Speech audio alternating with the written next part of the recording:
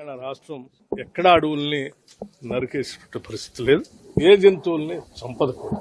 పెద్ద ఎత్తున అడవులు పెంచాలని, జంతువుల్ని బాగా పెంచాలని, ఎకలాజికల్ బ్యాలెన్స్ తో ముందుకు తీసుకొని పోవాలని బాగా నమ్మేటువంటి ప్రభుత్వం ఇది.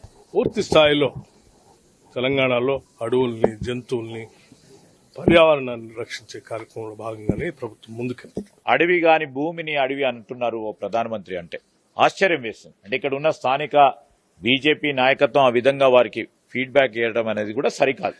అక్కడ ఉన్న భూమి అటవీ ప్రాంతమే కాదు, ఏం చెప్పమంటారు, కోర్టులో నడుస్తా ఉన్న మ్యాటర్. ఆ విషయంలో మేము ఎక్కువ మాట్లాడకుండా మేము ఖచ్చితంగా కూడా న్యాయాన్ని నమ్ముతాం, న్యాయస్థానాన్ని నమ్ముతాం. కోర్టు పరంగా ఇచ్చే జడ్జిమెంట్ కు సంబంధించి మా వాదనలను కూడా వినిపిస్తాం.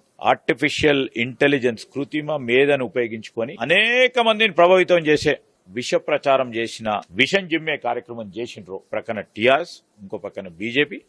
వాటి స్పష్టంగా కూడా రేపు రాబోయే కాలంలో తప్పకుండా జవాబు చెప్తాం.